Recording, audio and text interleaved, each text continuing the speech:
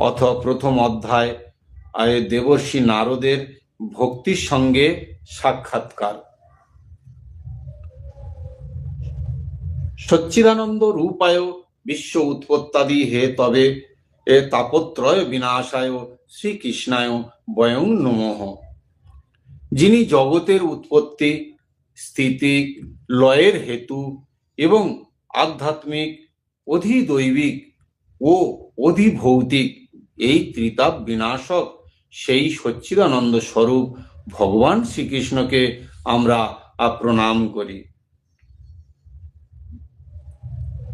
ব্যাসপুত্র সুখদেবের তখন উপনয়ন সংস্কার হয়নি, অর্থাৎ তার লৌকিক বৈদিক সমস্ত কর্মানুষ্ঠান বাকি। এমতো অবস্থায় তিনি সন্ন্যাস গ্রহণের সংকল্প নিয়ে একাই গৃহত্যাগী উদ্যোগী হয়েছেন। তাই দেখে তার পিতা ব্যাসদেব পুত্র বিরহে কাতর স্বরে বলে উঠলেন, পুত্র, তুমি কোথায় চলেছ? সেই সময় তন্ময় হওয়ার ফলে বৃক্ষরাজি সুখদেবের হয়ে উত্তর দিয়েছিলেন, এরূপ সর্বভূত হৃদয় স্বরূপ সুখদেব মুনিকে আমি প্রণাম করি। একদা ভগবত কথামৃত রসা সাধন কুশল মুনিবর সৌনিক নৈমিষারণ্য ক্ষেত্রে বিরাজমান মহামতি সুতকে নমস্কার করে জিজ্ঞাসা করলেন। সৌনক বললেন, হে সুত, অজ্ঞানান্ধকার দূরীকরণে আপনার জ্ঞান কোটি সূর্যের সমান প্রভাময়। আপনি আমাদের কর্ণের তৃপ্তি বিধায় অমৃত স্বরূপ সার গর্ভ কথা বলুন। ভক্তি, জ্ঞান ও বৈরাগ্য দ্বারা লভ্য মহান বিবেকের বিকাশ কি করে হয় এবং বৈষ্ণবগণ সর্বপ্রকার মায়া মোহ থেকে নিজেদের কি করে মুক্ত করেন। এই ঘোর কলিকালে জীব প্রায়শই আসুরি স্বভাব পেয়েছেন। নানাবিধ ক্লেশে এই জীবকে পরিশুদ্ধ করার সর্বশ্রেষ্ঠ উপায় কি? হে সুত, আপনি এমন কোনো শাশ্বত সাধন পথের সন্ধান দিন যা সর্বাপেক্ষা কল্যাণকারী এবং পবিত্রকর, আর যার দ্বারা ভগবান শ্রীকৃষ্ণকে পাওয়া যায়। চিন্তামণি কেবলমাত্র লৌকিক সুখই দিতে পারে, আর কল্পবৃক্ষ বড়জোর স্বর্গীয় সম্পদাদি দিতে পারে, কিন্তু গুরুদেব প্রসন্ন হলে ভগবান যোগী দুর্লভ নিত্য বৈকুণ্ঠ ধাম দিতে পারেন। সুত বললেন, হে সৌনক, ভগবত প্রেম রয়েছে, তাই বিচার করে তোমাকে সমস্ত সিদ্ধান্তের সার কথা শোনাচ্ছি, যা জন্ম মৃত্যু ভয় দূর করে। আমি তোমাকে ভক্তি প্রবাহ বৃদ্ধিকারী এবং ভগবান শ্রীকৃষ্ণের প্রসন্নতা অর্জনকারী সাধনের কথা বলবো, মন দিয়ে শোনো। সুখদেব কলিযুগে জীবকে কালরূপী সর্পের গ্রাসে পতিত হওয়ার মহাভয় থেকে রক্ষা করার জন্য শ্রীমদ্ ভাগবত শাস্ত্রের প্রবচন করেছেন। চিত্তশুদ্ধির জন্য এর থেকে মঙ্গলকারী আর কোনো সাধন নেই। জন্মান্তরে পুণ্যের উদয় হলে তবেই মানুষের এই ভাগবত শাস্ত্রের প্রাপ্তি হয়। রাজা পরীক্ষিতকে এই ভাগবত কথা শোনাবার জন্য সুখদেব যখন সভায় সমাপীন ছিলেন, তখন অমৃত কুম্ভ নিয়ে দেবতারা তার কাছে আসেন।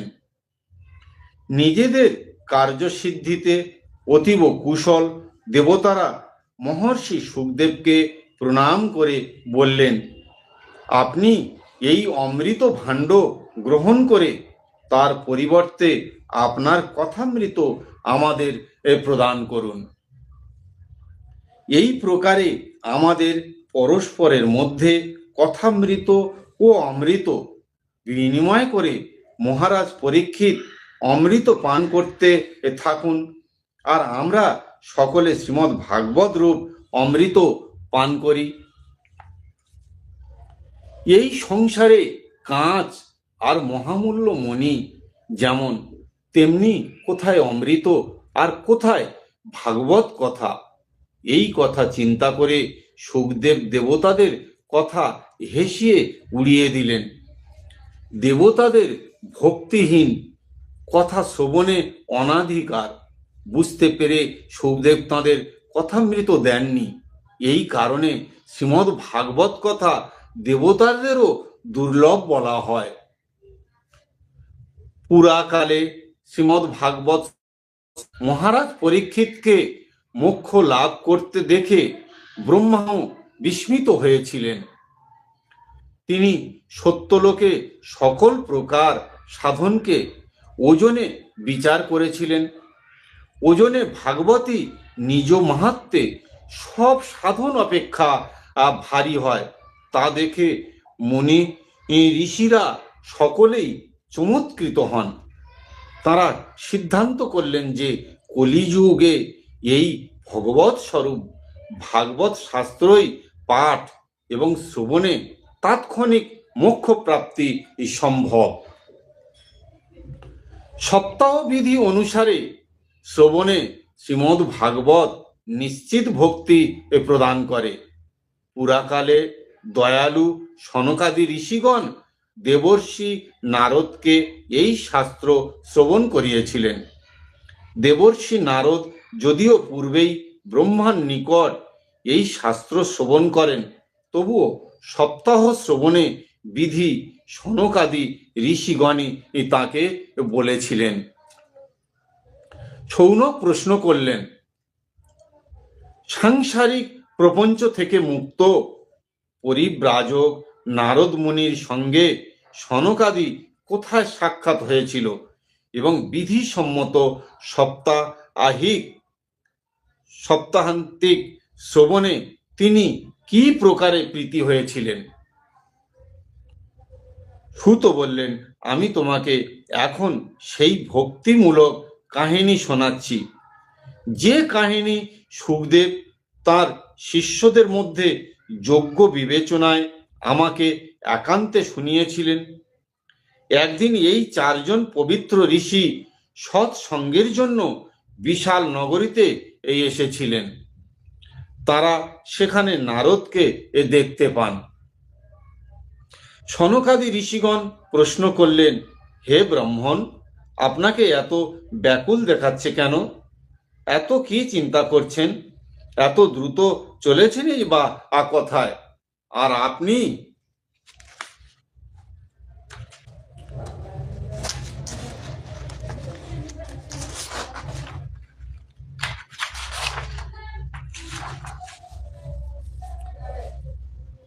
এলেনই বা কথা থেকে?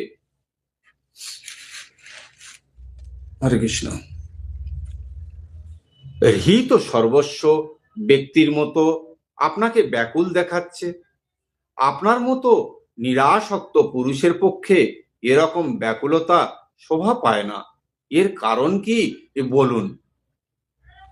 নারদ বললেন, পৃথিবীকে সর্বশ্রেষ্ঠ লোক মনে করে আমি এখানে এসেছি।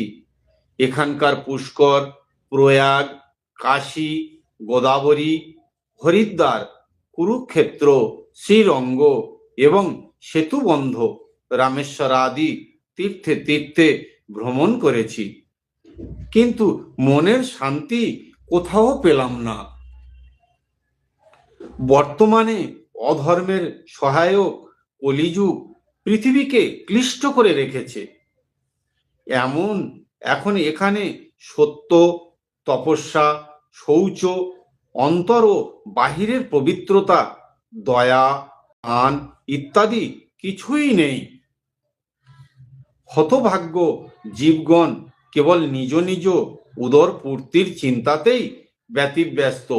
তারা অসভ্যভাষী, অলস, মন্দবুদ্ধি, ভাগ্যহীন ও উপদ্রবগ্রস্ত হয়ে পড়েছেন। সাধু সন্ত ও যাদের বলা হয় তারা সকলেই এই পাষণ্ড ও চরিত হয়ে গেছে। দেখতে বৈরাগী হলেও তারা স্ত্রী ধনাদি নির্বিকারেই গ্রহণ করে। বাড়িতে স্ত্রীর শালকগণ পরামর্শদাতা, লোকেরা লোভে পড়ে কন্যা বিক্রয় করে এবং স্ত্রী পুরুষের মধ্যে নিত্যই কলহ। মহাত্মাদের আশ্রম, তীর্থ ও পবিত্র নদীগুলি বিধর্মীরা দখল করে রেখেছে। ওই সব দুর্বৃত্ত বহু দেবালয় ধ্বংস করেছে। বর্তমানে পৃথিবীতে না আছে কোনো যোগী, না কোনো সিদ্ধ পুরুষ, না আছে কোনো জ্ঞানী পুরুষ, না কোনো সৎকর্মপরায়ণ মানুষ। যা কিছু সাধন সবই এই কলিরূপ দাবানলে ভস্মীভূত হয়ে গেছে। এই কলিযুগে প্রায় সকলেই অন্ন বিক্রয় করছে। ব্রাহ্মণেরা অর্থের বিনিময়ে বেদ শিক্ষা দিচ্ছে, আর স্ত্রী লোকেরা বেশ্যাবৃত্তি দ্বারা জীবিকা আর নির্বাহ করছে। এইভাবে কলির দোষ সকল দেখতে দেখতে পৃথিবী পরিভ্রমণ কালে আমি যমুনা তীরে ভগবান শ্রীকৃষ্ণের লীলাভূমিতে উপস্থিত হই। হে মুনিগণ, শুনুন, সেখানে আমি এক আশ্চর্য ও ব্যাপার দেখলাম।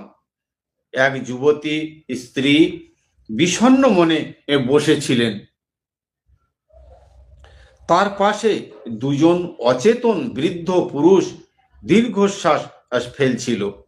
ওই স্ত্রীলোকটি কখনো তাদের শুশ্রূষা করে জ্ঞান ফেরাবার চেষ্টা করছিলেন, আবার কখনো তাদের সামনে বসে কাঁদছিলেন। ওই অবস্থায় সে তার শরীরের রক্ষক পরমাত্মাকে 10 দিকে দর্শন করছিল। শত শত নারী তাকে ঘিরে দাঁড়িয়ে বাতাস করছিল আর প্রবোধ দিচ্ছিল। দূর থেকে এই ঘটনা দেখে কৌতূহলের বশবর্তী হয়ে আমি যুবতীর কাছে গেলাম।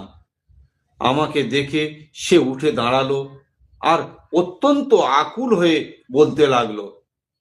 যুবতীটি বলল, হে মহাত্মন, কৃপা করে ক্ষণকাল অবস্থান করুন এবং আমাকে দুর্ভাবনা থেকে মুক্ত করুন।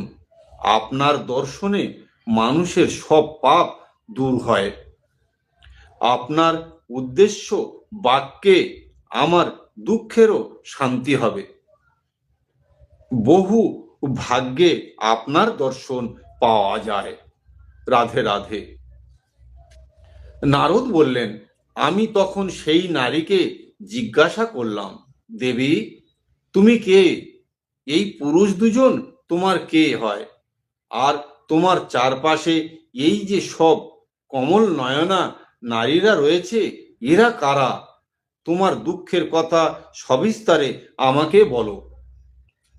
যুবতীটি বলল, আমার নাম ভক্তি। এই পুরুষ দুজন আমার 2 ছেলে, জ্ঞান ও বৈরাগ্য।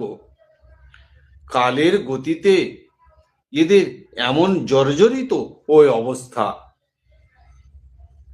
এই সব দেবীগণ গঙ্গা আদি নদীবৃন্দ আমার সেবা করবার জন্যই এসেছেন।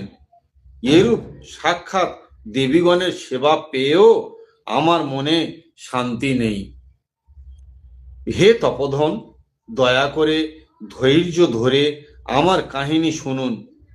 আমার কাহিনীও জগতে সুবিদিত, তবুও তা শুনে আপনি আমাকে শান্তি প্রদান করুন। আমি দ্রাবিড় দেশে উৎপত্তি হয়ে কর্ণাটকে বড় হয়েছি। মহারাষ্ট্রের কোথাও কোথাও আমি সম্মানিত হলেও গুজরাটে এসে আমি অশক্ত হয়ে পড়ি। সেখানে ঘোর কলিকালের প্রভাবে পাষণ্ডগণ আমার সর্বাঙ্গ ভেঙে দিয়েছে। বহুকাল এই অবস্থায় থাকতে আমার ছেলেরাও দুর্বল ও নিস্তেজ হয়ে পড়েছে। এরপর বৃন্দাবনে পৌঁছে আমি পরম রূপবতী যুবতীতে পরিণত হয়েছি, কিন্তু এখানে স্বয়ং আমার দুই ছেলে পরিশ্রম বশত অত্যন্ত অবসন্ন হয়ে পড়েছে।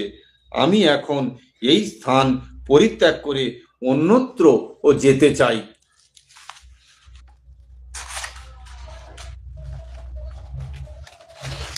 রাধে রাধে। রাধে রাধে। যারা শুনছেন দয়া করে কমেন্টস করে জানাবেন কেমন লাগছে, কমেন্টসে লিখবেন রাধে রাধে, জয় শ্রী রাধে। এদের বৃদ্ধাবস্থা দেখে আমার দুঃখ হচ্ছে। আমি নিজে তরুণী, আর আমার পুত্র এরা দুজন বুড়ো কেন? আমরা তিনজন একসাথে থাকি, কিন্তু এই বৈপরীত্য ও কেন? মা বৃদ্ধ হবে আর ছেলেরা তরুণ থাকবে। আমি আশ্চর্যান্বিত হয়ে আমার এই দুরবস্থার জন্য শোক করছি। আপনি পরম বুদ্ধিমান এবং যোগনিধি, এর কারণ কি হতে পারে তা আমাকে বলুন। নারদ বললেন, সাধ্বী, অন্তরের জ্ঞান দৃষ্টিতে তোমার সব দুঃখের কারণ আমি দেখতে পাচ্ছি। তোমার দুঃখ করা উচিত নয়। ভগবান শ্রীহরি তোমার মঙ্গল করবেন। সুত বললেন, মণিবর, নারদ মুহূর্তের মধ্যে এর কারণ জানলেন এবং বললেন। নারদ ঋষি বললেন, দেবী, মন দিয়ে শোনো, এখন দারুণ কলিযুগ। তার ফলে এ সদাচার আর সকল যোগ মার্গ তপস্যাদি সব লুপ্ত হয়ে গেছে। যুগে এ জীব শঠতা ও দুষ্কর্মে লিপ্ত হয়ে অঘাসুর হয়ে গেছে। সংসারে যোগীকে তাকাবে দেখবে, সংসারে যেদিকে তাকাবে দেখবে সাধু লোকেরা দুঃখে ম্লান হয়ে রয়েছে, আর দুষ্টের দল সুখে থেকে উন্নতি করছে। এই সময়ে যে সকল বুদ্ধিমান মানুষের ধৈর্য অটুট রয়েছে, তারা জ্ঞানী ও পৃথিবী ক্রমশই বছরের পর বছর অনন্ত নাগের উপর ভার হয়ে পড়ছে। এই পৃথিবী পাপের ভারে স্পর্শযোগ্য তো নয়, এমনকি দেখারও উপযুক্ত নয়। আর এতে কিছু দেখা যাচ্ছে না। এখন সপুত্র তোমার প্রতি কেউ দৃষ্টিপাত করে না। বিষয় অনুরাগে অন্ধ জীবের উপেক্ষিত হয়ে তুমি জর্জরিত হয়ে রয়েছ। বৃন্দাবনে এসে পড়ার ফলে তুমি আবার নবীনা তরুণী হয়ে গেছ। ধন্য এই বৃন্দাবন ধাম, যেখানে ভক্তি সর্বদাই নৃত্য করছে। কিন্তু তোমার এই দুই ছেলের এখানে কোনো গুণগ্রাহী নেই, এই জন্য এদের বৃদ্ধাবস্থা আর দূর হচ্ছে না। রাধে রাধে। এখানে এদের কিছু আত্মসুখ প্রাপ্তির ফলে যেন নিদ্রাচ্ছন্ন বলে মনে হচ্ছে। রাধে রাধে। ভক্তিদেবী বললেন, রাজা পরীক্ষিত এই পাপী কলিযুগকে থাকতে দিয়েছেন কেন? এর আসার ফলেই তো সব জিনিসের সার কোথায় যেন ও হারিয়ে গেল। করুণাময় শ্রীহরি বা এই অনাচার কিভাবে সহ্য করবেন? হে মুনিবর, আমার এই সংশয় আপনি নিরসন করুন। আপনার কথায় আমি বড়ই শান্তি পেয়েছি। নারদ ঋষিকে ভক্তিদেবী বললেন এই কথা। নারদ বললেন, হে সাধ্বী, তুমি জিজ্ঞাসাই যখন করলে তখন মন দিয়ে শোনো। আমি তোমাকে সব খুলে বলবো, তাতে তোমার সব দুঃখ দূর হয়ে যাবে। ভগবান শ্রীকৃষ্ণ যেদিন এই মর্তলোক ছেড়ে নিজের পরম ধামে চলে গেলেন, সেই দিন থেকেই এই মর্তে সব রকম সাধন ভজনে বিঘ্ন সৃষ্টিকারী কলিযুগ প্রবেশ করেছেন। দিগ্বিজয়ের সময় রাজা পরীক্ষিতের নজরে পড়লে কলিযুগ অতি দীনভাবে তার শরণ গ্রহণ করল। মৌমাছির মতো সারগ্রাহী রাজা ঠিক করলেন যে একে বধ করা আমার উচিত হবে না, কারণ যোগ সাধন, তপস্যা বা সমাধি দ্বারা যে ফল লাভ করা যায় না, কলিযুগে সেই ফল অতি উত্তম রূপে কেবলমাত্র শ্রীহরির নাম কীর্তনে দ্বারাই লাভ করা যায়। রাধে রাধে, রাধে রাধে। এই রকম আশা হওয়ায় সত্ত্বেও শুধুমাত্র এই রকম অসার হওয়া সত্ত্বেও শুধুমাত্র একটা দিকে সারযুক্ত হওয়াতে তিনি কলিযুগে জন্মগ্রহণ করা জীবের মঙ্গলের উদ্দেশ্যে তাকে আশ্রয় দিলেন। হরে কৃষ্ণ।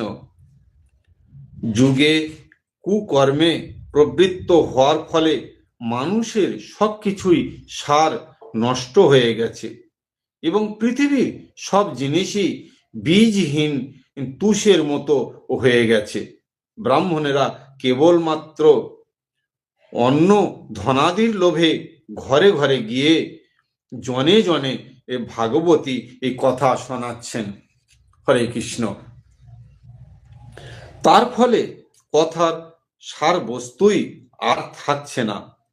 তীর্থ সকলে নানা রকম অত্যন্ত ঘোর কুকর্মকারী নাস্তিক ও নারকী সব মানুষ বাস করছে।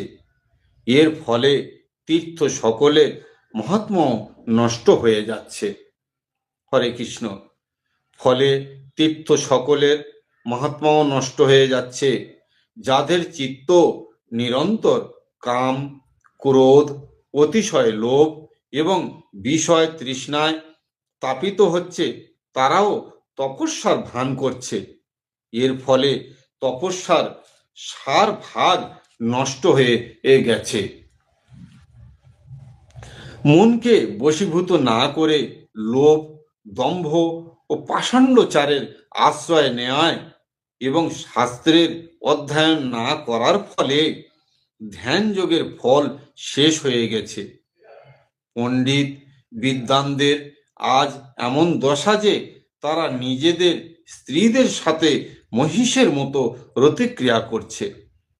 সন্তান উৎপাদনের তারা দক্ষ, মুক্তি সাধনে তারা সর্বতোভাবে অযোগ্য হয়ে উঠেছে।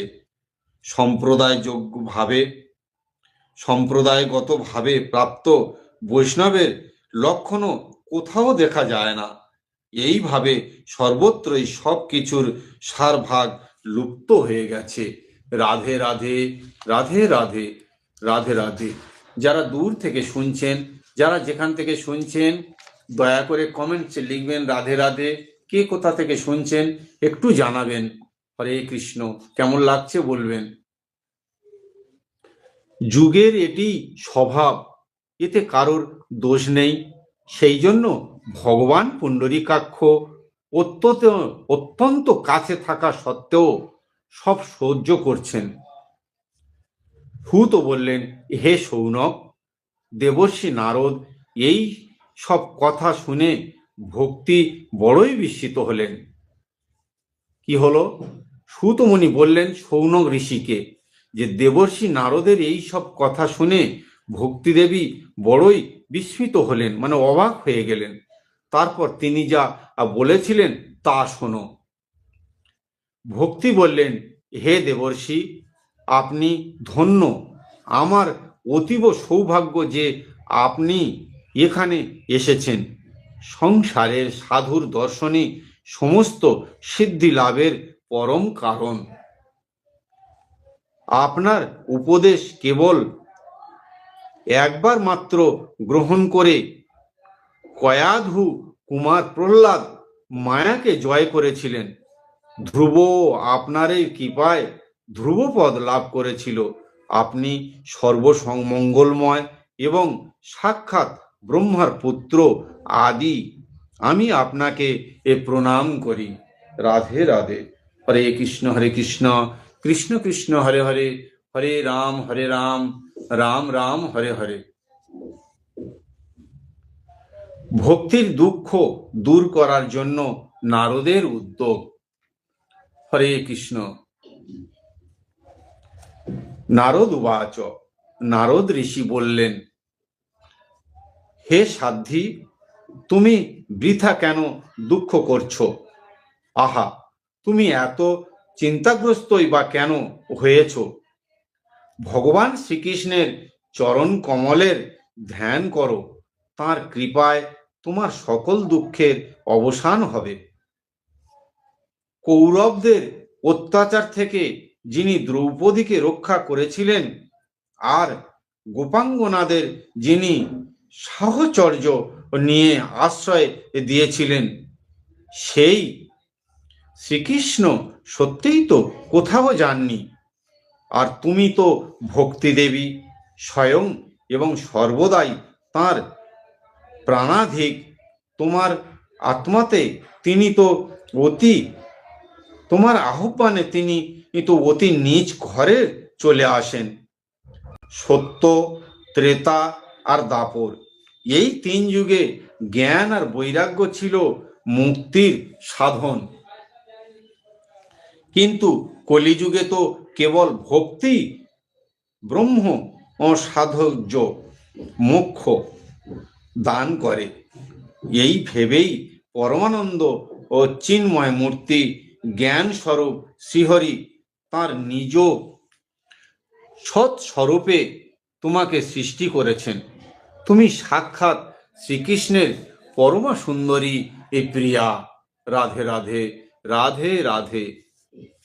তুমি যখন একবার হাত জোড় করে প্রশ্ন করেছিলে যে আমি কি করব, তখন ভগবান তোমাকে এই নির্দেশই দিয়েছিলেন যে আমার ভক্তদের পোষণ করো। হরে কৃষ্ণ। তুমি ভগবানের সেই আদেশ স্বীকার করেছিলে। ভগবান শ্রীহরি তোমার প্রতি সন্তুষ্ট হয়ে তোমাকে সেবা করার জন্য মুক্তিকে তোমার দাসী রূপে এবং জ্ঞান ও বৈরাগ্যকে তোমার পুত্র রূপে দান করেন। হরে কৃষ্ণ।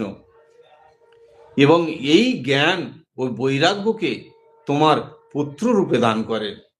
তুমি তোমার সাক্ষাৎ স্বরূপে বৈকুণ্ঠ ধামে ভক্তদের পোষণ করো। মর্তলোকে তুমি তো ভক্তদের পোষণের জন্য কেবলমাত্র ছায়া রূপ ধারণ করে রয়েছ। রাধে রাধে, রাধে রাধে। হরে কৃষ্ণ, হরি বল, হরি হরি বল। সেই থেকে মুক্তি, জ্ঞান আর বৈরাগ্যকে সাথে নিয়ে পৃথিবীতে এসেছ এবং সত্য থেকে দাপর পর্যন্ত খুবই আনন্দে ছিলে। কলিযুগে তোমার দাসী মুক্তি ভণ্ড অমি রূপ রোগে আক্রান্ত হয়ে শীর্ণ হতে লাগলো। সেই জন্য তোমারই আদেশে অতি সত্তর বৈকুণ্ঠ লোকে চলে গেছে। এই লোকেও তোমার স্মরণ মাত্রই সে উপস্থিত হয় এবং আবার বৈকুণ্ঠ ধামে চলে যায়। কিন্তু এই জ্ঞান ও বৈরাগ্যকে নিজ পুত্র বোধে নিজের কাছেই রেখেছ। তবুও কলিযুগে এদের উপেক্ষা হওয়ার দরুন তোমার এই ছেলে দুটি উৎসাহহীন ও বৃদ্ধ হয়ে গেছে। কিন্তু তুমি চিন্তা করো না, আমি এদের নবজীবন লাভের উপায় চিন্তা করছি। হে সুমুখী, কলির মতো কোনো যুগ নেই। এই যুগে আমি প্রতিটি ঘরে, প্রতিটি মানুষের হৃদয়ে তোমাকে প্রতিষ্ঠিত করে দেব। রাধে রাধে, রাধে রাধে, রাধে রাধে। জয় শ্রীকৃষ্ণ, জয় রাধা কৃষ্ণ, জয় জয় শ্রীকৃষ্ণ, জয় জয় শ্রীকৃষ্ণ। হরে কৃষ্ণ কৃষ্ণ কৃষ্ণ হরে হরে, হরে রাম রাম রাম হরে হরে, হরে কৃষ্ণ হরে কৃষ্ণ। নারদ ঋষি বললেন, এই কলিযুগে যে সকল জীব তোমার সঙ্গে যুক্ত থাকবে তারা পাপী হলেও নিঃসন্দেহে ভগবান শ্রীকৃষ্ণের অভয় ধাম প্রাপ্ত হবে। নারদ ঋষি বললেন, যারা ভক্তির সঙ্গে যুক্ত থাকবে তারা অবশ্যই করে ভগবানের শ্রীধাম প্রাপ্ত হবে। হরে কৃষ্ণ। যার হৃদয়ে প্রেম রূপিণী ভক্তি সততই বিরাজ করে, সেই শুদ্ধ অন্তঃকরণ জীব স্বপ্নেও যমরাজকে দর্শন করে না। রাধে রাধে, রাধে রাধে। যার হৃদয়ে ভক্তি দেবীর নিবাস, প্রেত পিশাচ রাক্ষস বা দৈত্য দানব তাকে স্পর্শ করতে পারে না। তপস্যা, বেদাধ্যায়ন, জ্ঞান ও বৈদিক কর্মাদি কোনো সাধনই ভগবান বশীভূত হন না। ইনি কেবল ভক্তিতেই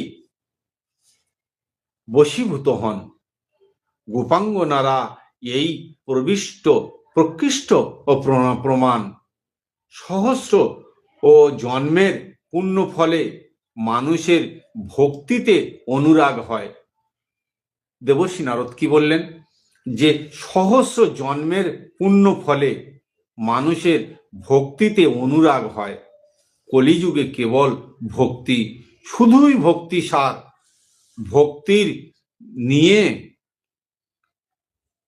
সাক্ষাৎ শ্রীকৃষ্ণ সামনে এসে দাঁড়ান।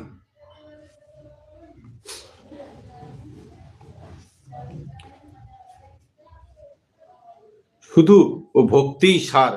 ভক্তির টানে সাক্ষাৎ শ্রীকৃষ্ণ সামনে এসে দাঁড়ান। অর্থাৎ বলছেন যে তুমি যদি ভক্তির সঙ্গে যুক্ত থাকো, সদা সর্বদা ভক্তি করো, তাহলে ভগবান নিজে তোমার সামনে এসেই দাঁড়াবে। এটা দেবর্ষি নারদ বললেন। ভক্তির প্রতি যে অবজ্ঞা করে, শত্রুতা করে, এই ত্রিলোকে তার কেবল দুঃখ আর দুঃখই প্রাপ্ত হয়। পুরাকালে ভক্তকে তিরস্কার করার জন্য দুর্বাসা মুনিকে অনেক কষ্ট পেতে হয়েছিল। ব্রত, তীর্থ পর্যটন, যাগ, যজ্ঞ বা জ্ঞান চর্চা ইত্যাদি নানাবিধ সাধনের কোনো আবশ্যকতাই নেই। একমাত্র ভক্তি মুক্তিদায়িনী। হরে কৃষ্ণ।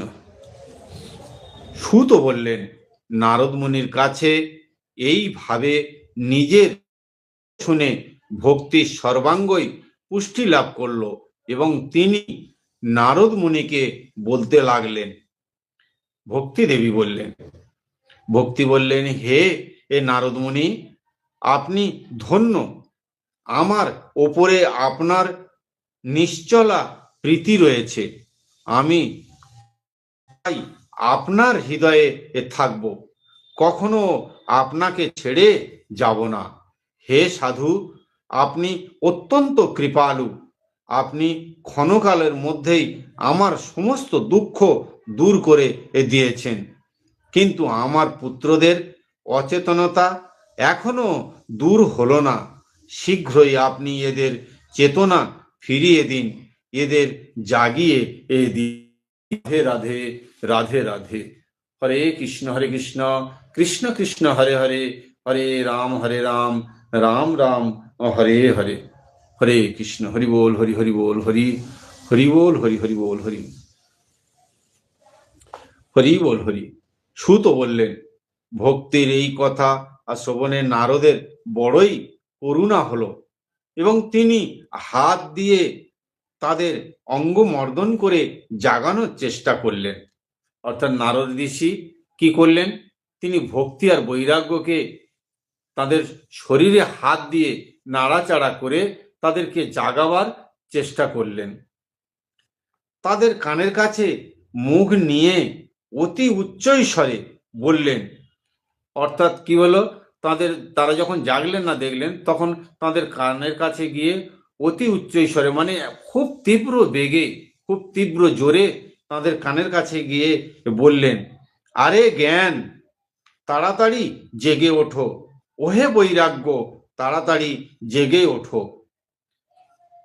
আবার বেদধ্বনি, বেদান্ত বাক্য উচ্চারণ এবং বারবার গীতা পাঠ করে তিনি তাদের জ্ঞান জাগালেন। ফলে তারা কোনো প্রকারে নিজেদের যথাসাধ্য শক্তিতে উঠে দাঁড়ালো। অর্থাৎ নারদ ঋষি কি করলেন না, তিনি হচ্ছে কি তাদের কানের কাছে গিয়ে অনেক জোরে জোরে বলতে লাগলেন যে জ্ঞান জাগো, বৈরাগ্য জাগো। তাদের কানের কাছে বেদ পাঠ করলেন, বেদের অনেক কথা উচ্চারণ করলেন, বারবার গীতা পাঠ করলেন। তাতে কি হলো, তাতে তারা একটু সঞ্চয় পেল, জেগে উঠল, জেগে উঠে কোনো রকমে কি হলো না, উঠে দাঁড়ালো। কিন্তু আলস্য বশত হাই তুলতে লাগলো, চোখ খুলতে পারলো না। তাদের চুলগুলো বকের পালকের মতো সাদা হয়ে গিয়েছিল, তাদের অঙ্গ প্রত্যঙ্গ শুকনো কাঠের মতো নিস্তেজ ও শক্ত হয়ে গিয়েছিল। এই রকম ক্ষুধা আর তৃষ্ণায় অত্যন্ত দুর্বল অবস্থায় তাদের আবার ঘুমোতে দেখে নারদের বড়ই, এবং মনে মনে ভাবলেন, এখন আমি কি করি। হরে কৃষ্ণ। কি হলো না, জ্ঞান বৈরাগ্য তারা জেগে উঠলেন, জেগে উঠে দাঁড়ালেন, দাঁড়িয়ে আবার হাই তুললেন। ঘুমের আলস্যতা তাদের যায়নি, যার ফলে আবার তারা ফের শুয়ে পড়ে নিদ্রামগ্ন হয়ে গেলেন। আর কি হয়েছে না, তাদের শরীর একদম জরাজীর্ণ হয়ে গেছে, একদম শুধু হাড়ি হাড়ি হয়ে গেছে, হাড়ের মতো। আর মাথার চুল একদম বকের পালকের মতো সাদা হয়ে গেছে। এদের এই নিদ্রা এবং তার চাইতেও গুরুতর বৃদ্ধ অবস্থা কি করে দূর করি, এই হে সৌনক, এই রকম চিন্তা করতে করতে তিনি ভগবান গোবিন্দকে স্মরণ করতে লাগলেন। এত কিছু করার পরেও বেদাধ্যয়ন করলেন, বেদের মন্ত্র পাঠ করলেন এবং তাদের কানের ধারে গীতা পাঠ করলেন। তাতে তারা জেগে উঠল, হাই তুলে আবার শুয়ে পড়ল। সেই জন্য তখন তিনি খুব চিন্তা করতে লাগলেন যে এদের এই বৃদ্ধ অবস্থা কি করে আমি দূর করব। তখন তিনি কি করলেন না, মনে মনে ভগবান গোবিন্দকে স্মরণ করলেন। এমন সময় দৈববাণী হলো, হে মুনি, দুঃখ করো না, তোমার এই উদ্যোগ নিঃসন্দেহে সফল হবে। অর্থাৎ মহর্ষি দেবর্ষি যখন হচ্ছে কি মনে মনে ভগবানকে স্মরণ করলেন, তখন দৈববাণী হলো। দৈববাণী থেকে বলল যে তোমার এই যে তুমি যে চেষ্টা করছো এ সফল হবেই, তুমি চিন্তা করো না আর দুঃখ করো না। হে দেবর্ষি, এর জন্য তুমি একটা সৎ কর্মের অনুষ্ঠান করো। কি বললেন দৈববাণী, আবার বললেন যে তুমি এদের জন্য একটা সৎ কর্মের অনুষ্ঠান করো। সৎকর্মের অনুষ্ঠান করলে এদের এই দুঃখ দুর্দশা আর দূর হবে। সেই কর্মের কথা সন্ত শিরোমণি সাধুরা বলে দেবেন। আবার বললেন কি না, সেই কথা কে বলবেন, কারা বলবেন না, সেই কথা সন্ত শিরোমণি সাধুরা বলে দেবেন। সেই সৎকর্মের অনুষ্ঠান করলেই এদের নিদ্রা এবং বৃদ্ধাবস্থা তৎক্ষণাৎ দূর হয়ে সর্বত্র ভক্তির প্রচার হবে। অর্থাৎ তারা বলে দিলে সেই সৎকর্ম অনুষ্ঠান তুমি যদি করো তাহলে কি হবে না, এদের বৃদ্ধ অবস্থা এবং এই যে দুর্দশা এসব দূর হয়ে যাবে এবং ভক্তি সর্বত্রই বিরাজ করবেন। রাধে রাধে রাধে রাধে রাধে রাধে। সেখানে সকলেই সেই দৈববাণী শুনতে পেলেন। অর্থাৎ সেখানে যেসব দেবীরা উপস্থিত ছিলেন এবং দেবর্ষি সেখানে উপস্থিত ছিলেন এবং ভক্তিদেবীও তিনিও শুনলেন সেই দৈববাণীর কথা, যে দৈববাণী কি বলল। নারদ খুবই অবাক হলেন এবং বললেন, আমি তো ব্যাপারটা কিছুই বুঝতে পারছি না। নারদ ঋষি দৈববাণী শুনলেন এবং শোনার পরেও তিনি বুঝে উঠতে পারলেন না যে সেই দৈববাণীটা কি বলল। নারদ মুনি বললেন, এই দৈববাণীও গুহ্যভাবে কথা বলছে। এই বাণী বলেনি যে কোন সেই সাধন যার দ্বারা এই কার্য সিদ্ধি হবে। অর্থাৎ দৈববাণী যা বলেছেন নারদ ঋষির মধ্যে সেটা তিনি বুঝে উঠতে পারলেন না। তিনি বলছেন যে সেই সৎকর্মটা কি। তারা যে বলছেন, দৈববাণী যে বললেন যে সেই সৎকর্ম করো, সৎকর্ম করলে এনাদের এই দুর্দশা দূর হয়ে যাবে, কিন্তু সেই সৎকর্ম কি, আর সেই সন্ত শিরোমণি ঋষি বা কারা, তারা কোথায় থাকেন বা তাদের কোথায় পাবেন, এসবের কোনো উল্লেখই করেনি। দৈববাণী এই বলে বন্ধ হয়ে গেছে। কে জানে কোথায় সেই সাধু পাওয়া যাবে, যা আর কিভাবে এই বা তারা সেই সাধন দান করবেন। দৈববাণী যা বলল সেই মতো আমারই বা এখনই কি কর্তব্য। অর্থাৎ দৈববাণী যে কথা বলেছে সেই দৈববাণীর কথা অনুপাতে যে আমার এখন কি করা কর্তব্য, আমি সেই সাধুদের বা কোথায় পাবো, আর এই সৎকর্মইটা বা কি, এইটা তিনি বুঝে উঠতে পারলেন না। সুত বললেন, হে সৌনক, এ কাহিনীটা সুতমুনি সৌনক ঋষিকে শোনাচ্ছেন। নারদ মুনি তখন জ্ঞান ও বৈরাগ্যকে ওখানে রেখে প্রস্থান করলেন এবং তীর্থে তীর্থে গিয়ে এবং পথের মধ্যেও মনীশ্বরদের সাথে দেখা করে সেই সাধনের ব্যাপারটা জিজ্ঞাসা করতে লাগলেন। তখন তিনি কি করলেন, তিনি তখন জ্ঞান বৈরাগ্য ও ভক্তিদেবীকে সেইখানে রেখে তিনি চলে গেলেন যে এই বিষয়টা আমার তো জানা খুবই প্রয়োজন, তাহলে না জানলে আমি করবোটা কিভাবে। তখন তিনি তীর্থে তীর্থে যেখানে যেখানে সাধু সন্তরা থাকেন বা রাস্তায় যেখানে নদীর সাইডে যেখানে সাধু সন্তরা থাকেন সেইখানে তিনি ঘুরতে লাগলেন এবং তাদেরকে জিজ্ঞাসা করতে লাগলেন যে এই বিষয়টা কি, বা এই বিষয়টা তারা শুনে বুঝতে পারছেন কি না। তার সেই প্রশ্ন সকলেই শুনলেন, কিন্তু কেউই কোনো সদুত্তর দিতে পারলেন না। অর্থাৎ তিনি যেমন বুঝে উঠতে পারেননি, তিনি সেই কথাটা যাদেরকে বলছেন, যেসব ঋষি মহর্ষি দেবকে বলছেন, তারাও কেউই সেই কথাটা বুঝে উঠতে পারছে না, যার ফলে সদুত্তর যে উত্তরটা হওয়া দরকার সেই উত্তরটাও তারা কেউ দিতে পারছে না। রাধে রাধে। কেউ বললেন এ অসাধ্য, মানে এ সম্ভব নয়। কেউ কেউ শুনে চুপ করে রইলেন, অর্থাৎ তিনি তো বুঝেই উঠতে পারেননি কি বলবেন, তাই তিনি চুপ করে থাকলেন। আবার কেউ কেউ নিজের অজ্ঞানতা প্রকাশের ভয়ে এদিক ওদিক করে পাশ কাটিয়ে গেলেন। অর্থাৎ যে তিনি যে নারদ ঋষির কাছে প্রশ্নের উত্তর দিতে পারবেন না, এই বিষয়ে তিনি একটা লজ্জা পাবেন, সেই জন্য কি বললেন, আমার এখন কাজ আছে, আমি এখন আসি, পরে রাতে পরে শোনা যাবে, আপনি যখন বললেন পরে চিন্তা ভাবনা করে দেখব। এইভাবে পাশ কাটিয়ে তাঁরাও পরপর সরে যাচ্ছেন। ত্রিভুবনে মহা আশ্চর্যজনক হাহাকার পড়ে গেল। কারণ ঋষি তো সমস্ত জায়গায় ঘুরছেন, সমস্ত ঋষিদের কাছে বলছেন, কেউ তো সদুত্তর দিতে পারছে না, কেউ বলতে পারছে না, কেউ বা দূরে সরে যাচ্ছেন। এই জন্য হাহাকার লেগে গেল যে এই তাহলে কি হবে, জ্ঞান বৈরাগ্য ভক্তির প্রচার কি করে হবে, জ্ঞান বৈরাগ্য বা কিভাবে জাগবে। বেদধ্বনি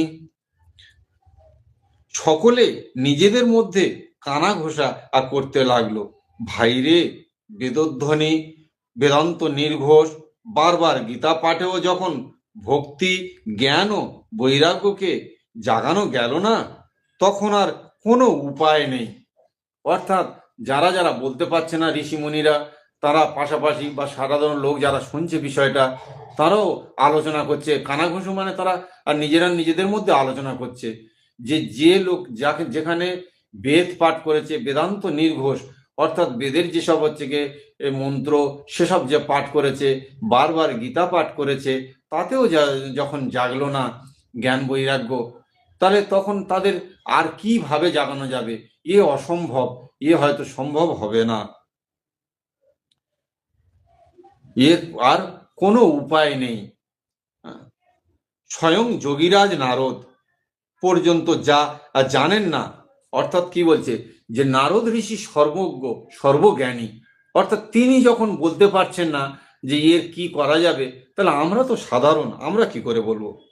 অন্য কোনো সংসারী লোকও সে ব্যাপারে কিভাবে বলবে?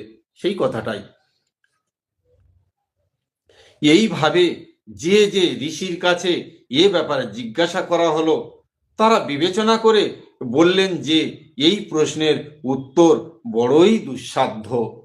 অর্থাৎ তাদের মধ্যে কোনো রকমের কোনো, তারা বুঝতে পারছেন না এই প্রশ্নের উত্তর, অর্থাৎ এই যে যেটা তিনি দৈববাণী শুনেছে, প্রশ্নটা তো ওটাই, দৈববাণী যেটা শুনেছেন, তাহলে সেই প্রশ্নের উত্তর যখন তারা দিতে পারছেন না, অর্থাৎ এর অসাধ্য, এ সম্ভবপর নয়, এটা একেবারে অসাধ্য তো দূরের গল্প, এরা বলছে যে দুঃসাধ্য, মানে বহুত দূর, এ সম্ভব নয়, এটাই লাস্ট কথা।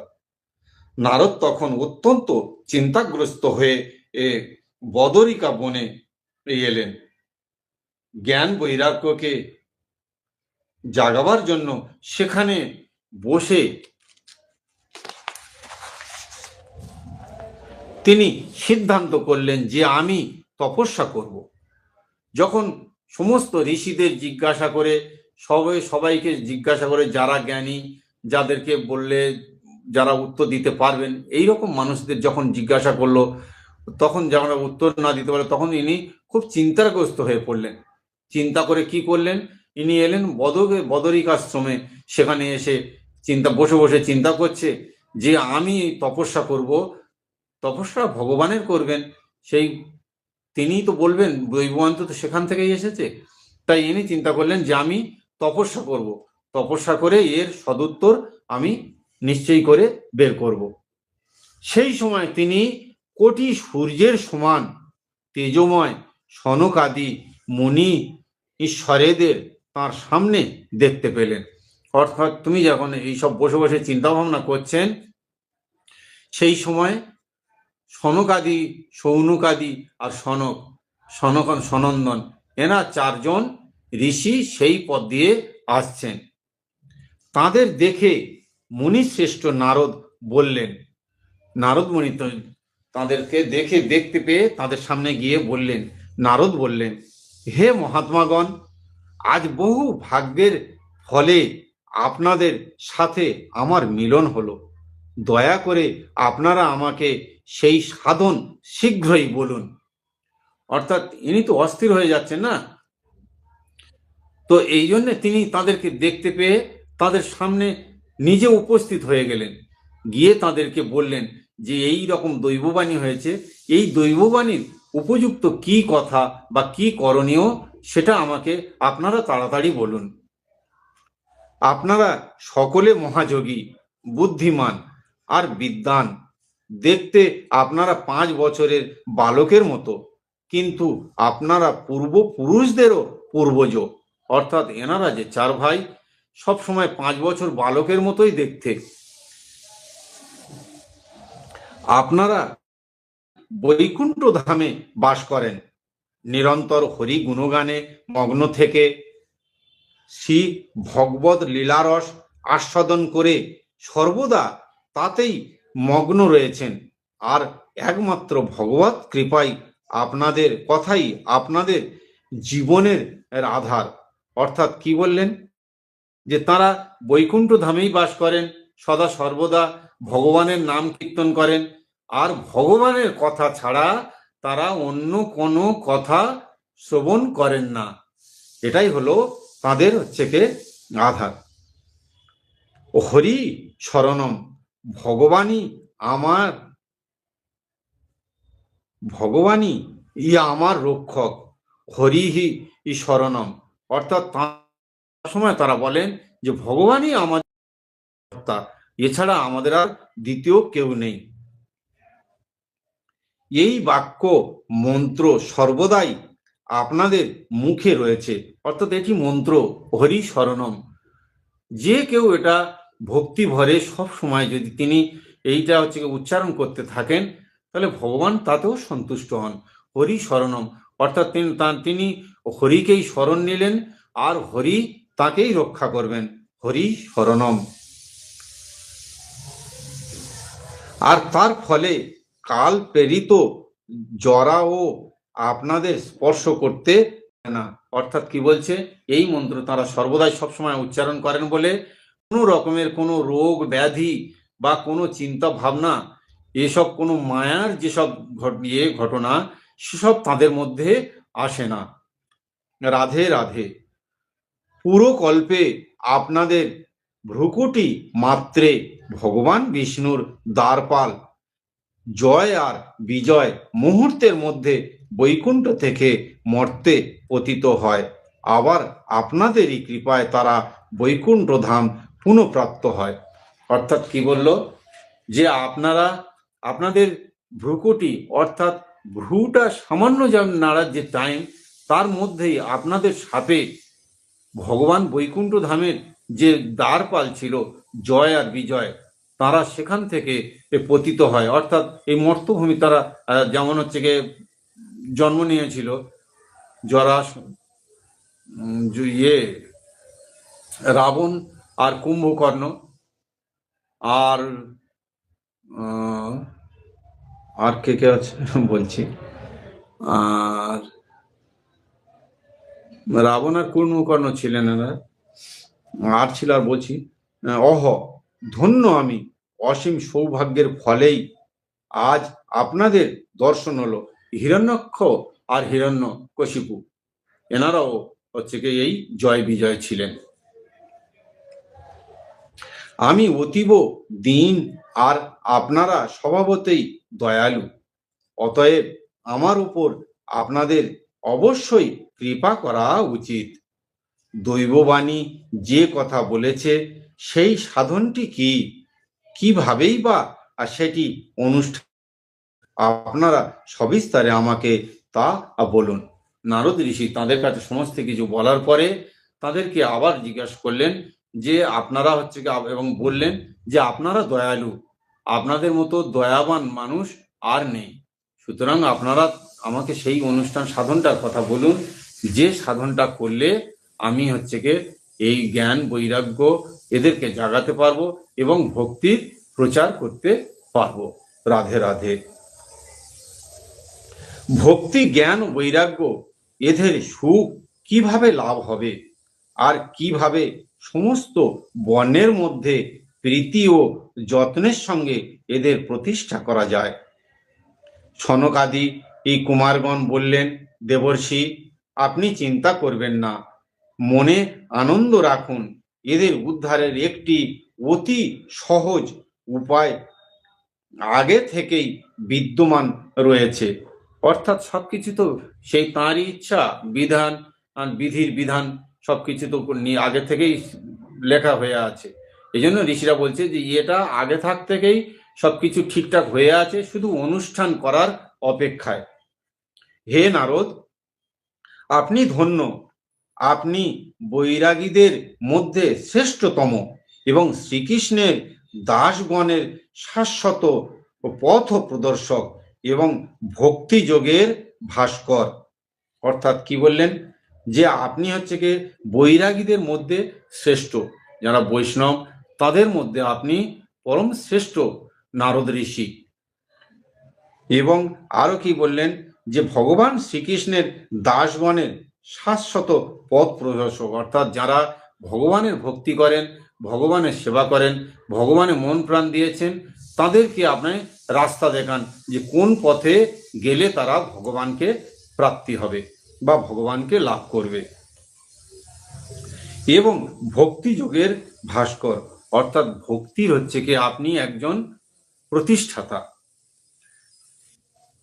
আপনি ভক্তির জন্য যে উদ্যোগ করেছেন তা আপনার পক্ষে কোনো আশ্চর্য ব্যাপার নয়। ভগবত ভক্তদের সদাই ভক্তির স্থাপনা তো করাই উচিত। মুনি ঋষিরা সংসারে অনেক রকম সাধন কর্ম প্রকটিত করেছেন, অর্থাৎ কি বলছেন যে মুনি ঋষিরা সংসারে তো অনেক রকমের সাধনার রাস্তা বলে গেছেন বা দেখিয়েছেন, কিন্তু সেই সব মার্গেই কষ্টসাধ্য, অর্থাৎ সেসব রাস্তা খুব কষ্টসাধ্য, সেটা সাধারণ মানুষের পক্ষে সম্ভব হয়ে হয় না, এবং পরিণামে তার প্রায় স্বর্গ প্রাপ্তিই করায়। অর্থাৎ কি বলছেন যে সেসব রাস্তায় গেলে কি হয় না, তার ফল হয় একটা, কিন্তু সে ফলটা কি পায় না, স্বর্গপ্রাপ্তি হয়। স্বর্গপ্রাপ্তি মানে স্বর্গপ্রাপ্তি হলে কি হবে না, স্বর্গপ্রাপ্তি হলে পুণ্যটা যতক্ষণ থাকবে ততক্ষণ আপনি স্বর্গের ভোগ অর্জন করবেন বা স্বর্গের ভোগ লাভ করবেন। কিন্তু যখন আপনার পুণ্য ক্ষয় হয়ে যাবে তখন আপনি আবার স্বর্গ ত্যাগ করে আবার পুনর্জন্ম হবে। আবার যদি আপনি পুনর্জন্মে গিয়ে কোনো কিছু করতে পারেন, কর্ম করেন, তাহলে ভালো কর্ম যদি করতে পারেন তবেই আবার আপনার মানে স্বর্গপ্রাপ্তি হবে বা ভগবান। আর ভগবানকে পাওয়ার যে সাধন তা আজ পর্যন্ত গুপ্তই থেকে গেছে। অর্থাৎ কি বললেন যে ঋষিমুনিরা যা বলেছেন সেটা আপনি স্বর্গপ্রাপ্তি হবেন, আর ভগবানকে প্রাপ্তির ভগবানের পাওয়ার যে রাস্তা সে রাস্তাটা চাপা থেকে গেছে, গুপ্ত থেকে গেছে, চাপা থেকে, সেটা প্রকাশে আসেনি। তার উপদেশটা পুরুষ তো অতি সৌভাগ্যের ফলেই কদাচিৎ পাওয়া যায়। অর্থাৎ ভগবানের পাওয়ার যে উপদেশ যিনি দেন সেই উপদেশটা ব্যক্তি সহজেই পাওয়া যায় না। দৈববাণী আপনাকে যে সৎকর্মের ইঙ্গিত দিয়েছেন আমরা আপনাকে তা বলছি, আপনি প্রসন্ন মনে একাগ্র চিত্রে শুনুন। সনকাদি সৌনকাদি ঋষিরা মুনিরা কি বললেন যে দৈববাণী যে কথা বলেছেন সেই বিষয়ে আমরা আপনাকে বলছি, আপনি প্রসন্ন মনে অর্থাৎ সন্তুষ্টভাবে থেকে সেই বিষয়টা শুনুন। হে নারদ, দ্রব্যযজ্ঞ, তপযজ্ঞ, যোগযজ্ঞ এবং শ্রদ্ধায় রূপ জ্ঞান যজ্ঞ। দ্রব্যযজ্ঞ মানে দ্রব্যযজ্ঞ জিনিস দিয়ে, যেমন অশ্বমেধ যজ্ঞ হয়, যেমন গো যজ্ঞ হয়, এই যে গোমের যজ্ঞ, এইসব কি হয় না, এগুলো দ্রব্যটা দিয়ে যজ্ঞ করতে হয়। হ্যাঁ, তপযজ্ঞ অর্থাৎ তপ করা বা তপস্যা করা, যেটা সাধারণ ভাষায় বলে থাকে তপস্যা করা। যোগযজ্ঞ অর্থাৎ যোগাসন করে যে যজ্ঞ করা, এবং সাধ্যায়ন জ্ঞান যজ্ঞ অর্থাৎ পাঠ স্বরূপ, পাঠ করে যে জ্ঞান অর্জন করা হয়, যেন সপ্তাহ পাঠ করে, কেউ 2 মাস পাঠ করে, কেউ 1 মাস পাঠ করে, কেউ সারা বছর পাঠ করে, এই রকমই যেটা পাঠযোগ্য। জ্ঞানযোগ্য এই সবই তো কেবল স্বর্গাদি লাভের কর্মের ইঙ্গিত বহন করে। পণ্ডিতগণ জ্ঞানযজ্ঞকেই সৎকর্মের সূচক বলে মনে করেন। অর্থাৎ হলো জ্ঞানযজ্ঞ, যে পাঠ করলে, যে জিনিসটা করলে আপনার মধ্যে জ্ঞানের সঞ্চার হবে, ভক্তির ভাব হবে, সেই যজ্ঞটাই হচ্ছে কি আসল যজ্ঞ। সেটা কি?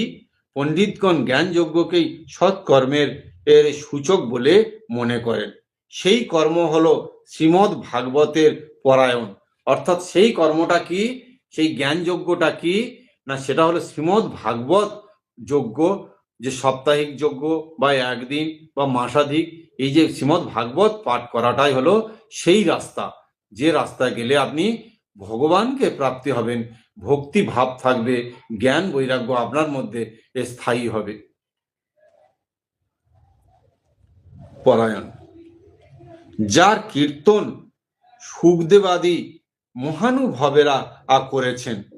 অর্থাৎ ভাগবত পাঠ তো একমাত্র মহামুনি সুখদেবী এই পরীক্ষিত মহারাজকে শুনিয়েছেন, আর তারপরেই তো বিস্তারভাবে সব জায়গায় প্রচারিত হয়েছে। শ্রীমদ্ ভাগবতের শব্দ কানে গেলেই ভক্তি, জ্ঞান ও বৈরাগ্যের মহাশক্তি লাভ হবে। কি বললেন?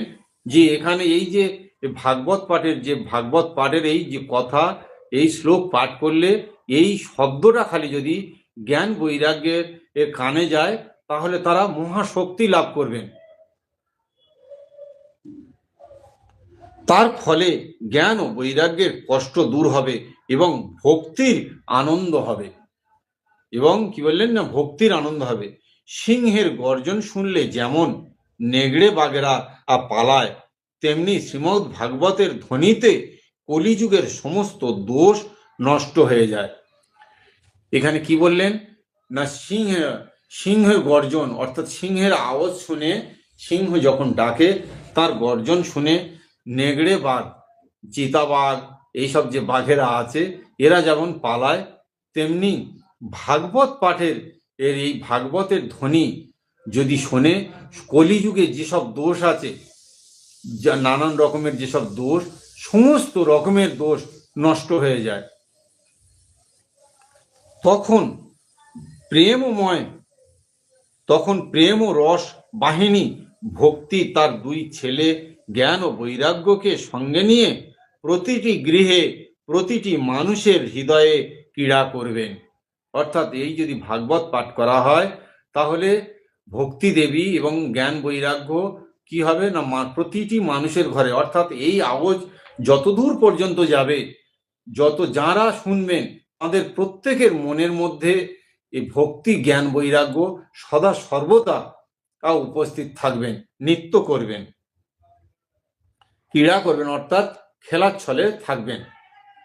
নারদ বললেন, বেদান্তের ধ্বনি এবং গীতা পাঠ করে আমি তাদের জাগাবার অনেক চেষ্টা করেছি, কিন্তু তবুও ভক্তি ও জ্ঞান ও বৈরাগ্য এই তিনজন জাগেনি।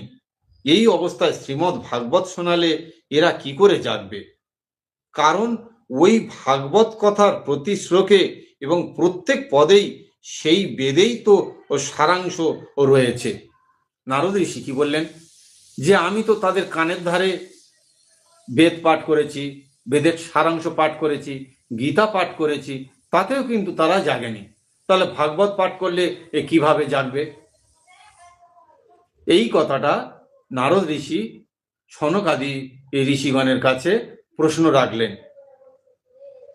আপনারা শরণাগত ও বৎসল এবং আপনাদের দর্শন কখনো ব্যর্থ হয় না, সেই জন্য আমার এই সন্দেহ আপনারা দূর করে দিন, দেরি করবেন না। সনকাদি মুনিগণ বললেন, শ্রীমদ্ ভাগবতের কথা বেদ ও উপনিষদের সারাংশ নিয়েই তৈরি, সুতরাং বেদ থেকে আলাদা এবং তার ফলস্বরূপ হওয়াতে শ্রীমদ্ ভাগবত অতি উত্তম বলে মনে করা হয়। গাছের শিকড় থেকে শুরু করে শাখা প্রশাখা পর্যন্ত যেমন রসে সিক্ত থাকে,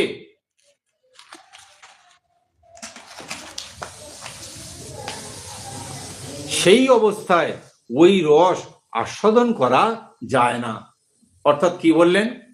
এই কথা বললেন যে গাছ যখন একটা বড় গাছের গোড়ায় যে রস, সে যে রস শিকড়ের দ্বারা টেনে নেয়, শিকড়ের রসটা কিন্তু তার গাছের পুরো শরীরটাতেই থাকে, অর্থাৎ তার পাতাতেও থাকে, ডালে থাকে এবং গাছের সর্ব শরীরে থাকে, কিন্তু সেই রস তখন কিন্তু মানুষ খেতে পারে না, পিতে পারে না, মানে যেটা আমরা খায় বলে, যেটা বাংলায় বলে থাকি, সেটা এখানে শুদ্ধ ভাষায় বলেছে পিতে, তাহলে সে তখন খেতে পারে না। তাহলে কখন খায় না, সেই রসই বৃক্ষের ফল রূপে পরিণত হলে সংসারে সকলের কাছে প্রিয় হয়। অর্থাৎ কি বলছে, সেই গাছে যখন সেই সমস্ত রসের যে তার যে ফলটা তৈরি হয়, সেই ফলে তো তার সমস্ত রকমের, আমরা কি বলতে, ফলে ভিটামিন থাকে। ভিটামিনটা কি না, ওই সমস্ত যে রসার্থ যে সার অংশ টেনে খেঁচে নেয়, সেইটা সার অংশ হলো ফল। তাহলে সেই ফলটা খেলে উপকার হয়। এখানে ভগবান না সনকাদি ঋষিরা এটা বোঝাতে চেয়েছেন যে বেদ এবং বেদান্তে যেসব রয়েছে পুরাণ, তার সমস্ত সার কথা হলো ভাগবত। তাহলে সমস্ত সার থেকে নিয়ে ভাগবতে যদি ভাগবত শ্রবণ করে, ভাগবত পাঠ শোনে, তাহলে কি হবে না তার ফলটা সঙ্গে সঙ্গে ঘটবে। আর অন্যান্য যেগুলো আছে সেগুলোতে সেরকম কর্ম বা সেরকম ভাবে ঘটে না, সকলের কাছে প্রিয় হয়। দুধের মধ্যে ঘি তো থাকেই, কিন্তু তার আলাদা স্বাদ পাওয়া যায় না। দুধ থেকে পৃথক হয়ে যখন ঘি উৎপন্ন হয়, তখনই তা দেবতাদের স্বাদবর্ধক হয়ে থাকে বা হয়ে যায়। কি বলছেন না, দুধের মধ্যেও তো ঘি যে আমরা খেয়ে থাকি বা ঘি আমরা পূজাতে যে ব্যবহার করে থাকি, তাহলে সে ঘিটা তো দুধের মধ্যেই থাকে। তাহলে কেউ যদি দুধটা পান করে থাকে বা দুধটা যদি খেয়ে থাকে, তাহলে কি দুধের মধ্যে কি ঘিয়ের স্বাদ পাবে? পাবে না। তাহলে কি করতে হবে না, দুধটাকে প্রথমে ফোটাতে হবে, ফুটিয়ে সেটাকে ঠান্ডা করতে হবে, আবার তাকে দই পাততে হবে, দই পাতার ফলে সেটাকে আবার মইতে হবে, মইলে কি হবে না সেখান থেকে ননি উৎপাদন হবে, ননি উৎপাদন হলে কি হবে, সেইটাকে আবার রেখে দিতে হবে, আবার সেটা জাল দিলে অর্থাৎ সেটা আগুনে দিলে তার থেকে যেটা হবে উৎপন্ন, যেটা পরিচ্ছন্ন হবে, কেচড়া বাদ দিয়ে সেইটা ঘি হবে। অর্থাৎ কত ধাপ আগিয়ে এলো, তবে আপনি ঘিটাকে পেলেন। তবে সেইটা হচ্ছে কি ভগবানের সেবায় দিন, দেবতার সেবায় দিন, আর মানুষ আসলে মানুষকেও সেবা দিন। সেটা যে আমরা যদি সেবা করে থাকি, এইটাও তবে তার স্বাদটা বুঝতে পারি। দুধের মধ্যে আমরা তো কিছুই পাবো না, দুধ থেকে মানলাম দই হয়ে গেল, দইয়েও তো পাবেন না। ননি করলেন মই করে, তাহলে ময়ে পরে যেটা হচ্ছে কি মইতে হয়, সেইটার পরেও যদি আপনি মনে করেন যে ননি থেকে, ননিতেও স্বাদ পাবেন না, তাহলে আপনাকে সেটাকে আগুনে দিতে হবে, আগুনে দিয়ে গালিয়ে তবে সেখানে আপনি ঘি পাবেন, এবং তবে ঘিয়ের স্বাদ, এবং সেটা হচ্ছে তবে আপনি দেবতার পূজায় সেটাকে ঘি থেকে দেবতাদের হচ্ছে কি সে স্বাদবর্ধক হবে বলছে। হরে কৃষ্ণ। এই রকম হলো ভাগবত কথা। যে চিনি আখের সর্বত্র ছড়িয়ে থাকে, কিন্তু আখ থেকে পৃথক করে প্রস্তুত চিনির স্বাদ খুবই বিশেষ ধরনের হয়। অর্থাৎ কি বললেন যে চিনি তো আখ থেকেই তৈরি হয়, তাহলে আপনি যদি আখটা চিবিয়ে খান, চিনির স্বাদ কি পাবেন? পাবেন না। আখটাকে নেচড় দিতে হবে, তার রসটা জাল দেবে, আবার জাল দিয়ে তাতে আবার পদ্ধতি আছে, তবেই তাকে চিনিতে পরিণত করবে, তবে তার স্বাদটা আরো আখের থেকে সুন্দর হয়। ভাগবত কথা হলো এই রকমই সুন্দর। এই রকম হলো ভাগবত কথা। এই ভাগবত পুরাণ বেদের সমান। ভক্তি, জ্ঞান ও বৈরাগ্যের প্রতিষ্ঠার জন্যই শ্রী মনমহর্ষি বেদব্যাস এটি প্রকাশিত করেছেন। অর্থাৎ কি বললেন, ভক্তি, জ্ঞান ও বৈরাগ্যকে জাগানোর জন্য এবং প্রতিষ্ঠা করার জন্য, মানুষের মধ্যে ঘরে ঘরে প্রতিষ্ঠা করার জন্য মহর্ষি বেদব্যাস ঋষি, বেদ ঋষি, তিনি এইটা রচনা করেছেন। পুরাকালে এক সময় যখন বেদ বেদান্ত পারঙ্গম এবং গীতার মধ্যে গ্রন্থের রচয়িতা ভগবান বেদব্যাস ব্যাসদেব দুঃখিত অন্তরে অজ্ঞান সমুদ্রে নিমগ্ন ছিলেন, সেই সময় আপনিই তাকে এ 4টি শ্লোকে এর উপদেশ দিয়েছিলেন। অর্থাৎ সনকাদি ঋষিরা কাকে বললেন না, দেবর্ষি নারদকে বললেন যে যখন হচ্ছে কি বেদব্যাস ঋষি পুরাণ রচনা করেছে, ভাগবত রচনা করেছে, এই মহাভারত রচনা করেছে, 18 পুরাণ রচনা করেছেন, এবং হচ্ছে কি গীতা রচনা করেছেন, করার পরেও তিনি চিন্তা করেছেন যে আমি মানুষের কল্যাণের জন্য, মানুষ ভগবানকে পাওয়ার জন্য এমন কিছু আমি করতে পারলাম না, এবং খুব দুশ্চিন্তায় বসে তিনি গুরুদেব, কারণ ওনার গুরুদেব ছিলেন তো নারদ ঋষি, তো উনি তখন ওই চিন্তা করছেন, এবং এমন সময় গুরু স্মরণ করায় নারদ ঋষি উপস্থিত হয়ে ওনাকেই হচ্ছে কি চতুর্শ্লোক ভাগবত, চতুর্শ্লোক মানে 4 শ্লোকের ভাগবত দান করেছিলেন, যে এই শ্লোক দিয়ে তুমি পুরো ভাগবতটাকে রচনা করো, এর ফলে মানুষের হচ্ছে কি ভগবান প্রাপ্তির রাস্তা প্রসন্ন হবে, বা ভগবান প্রাপ্তির রাস্তা প্রাপ্তি হবে, ভগবান প্রাপ্ত হবে। সেই রকম তাকে সেই উপদেশ শুনেই তার সমস্ত দুশ্চিন্তা দূর হয়ে যায়। অর্থাৎ আপনার সেই কথা শুনে তার সমস্ত যেসব দুশ্চিন্তা ছিল, তিনি যে চিন্তাগ্ন ছিলেন, তার থেকে তিনি দূরভূত হলেন, অর্থাৎ দূর হয়ে গেল, সেসব চিন্তা দূর হয়ে গেল। সুতরাং এতে আপনার অবাক লাগছে কেন, আর আপনি প্রশ্ন করছেন কেন? অর্থাৎ আপনি তো নিজেই তাকে বলেছিলেন যে আপনি ভাগবত রচনা করুন, তাহলে আজকের আপনি অবাক হয়ে যাচ্ছেন কেন, বা আবার ফের ঘুরিয়ে প্রশ্ন করছেন কেন? শোক ও দুঃখ বিনাশকারী শ্রীমদ্ ভাগবত পুরাণই আপনার পক্ষে তাদের শোনানো উচিত। অর্থাৎ কি বলছে? শোক ও দুঃখ নাশকারী, শোক এবং দুঃখ, সমস্ত রকমের দুঃখ নাশ হয় এই ভাগবত পাঠ শ্রবণ করলে। তাহলে এই ভাগবত পাঠ শ্রবণ করলে আপনার উচিত, নারদ ঋষিকে সনকাদি ঋষিগণ বললেন যে আপনার উচিত তাদেরকে জ্ঞান বৈরাগ্য আর ভক্তিকে কি শোনানো দরকার না, শ্রীমদ্ ভাগবতের কথা শোনানো উচিত। নারদ বললেন, হে মহানুভব, আপনাদের দর্শন জীবের সমস্ত পাপ তৎক্ষণাৎ দূর করে এবং সংসার দুঃখ রূপ দাবানলে তাপিত ব্যক্তির উপর শীঘ্রই শান্তি বাড়ি বর্ষণ করে। অর্থাৎ কি বললেন? যে আপনাদের যদি দর্শন হয়, তাহলে যে দুঃখ, তাপ জ্বালা, ত্রিতাপ জ্বালা যেটা বলে থাকে সাধারণ ভাষায়, যে আমরা যে তিন তাপ পেয়ে থাকি, সেই জ্বালা তৎক্ষণাৎ দূর হয়ে যায় এবং শান্তির বাড়ি, অর্থাৎ শান্তির জল, শান্তি জল বলে থাকে যেটা, যে শান্তি জল তাদের উপরে বর্ষণ হয়, মানে বৃষ্টির মতো পড়ে। হরে কৃষ্ণ। অনন্ত নাগের সহস্র মুখ নিঃসৃত ভগবত কথামৃত ও গানই আপনারা নিরন্তর গান পান করেন। অর্থাৎ কি বলছে? ভগবান অনন্ত নাগ, যার উপরে এই সব কিছু রয়েছে, অনন্ত নাগ, তিনি সর্বদা কি করেন? তার সহস্র মুখে ভগবত কথামৃত, ভগবতের কথা সব সময় তিনি গান করেন। আর সেই গান কারা শোনেন? এই চার ঋষি, এনারাই শোনেন, সনকাদি ঋষিগণ। প্রেম লক্ষণ।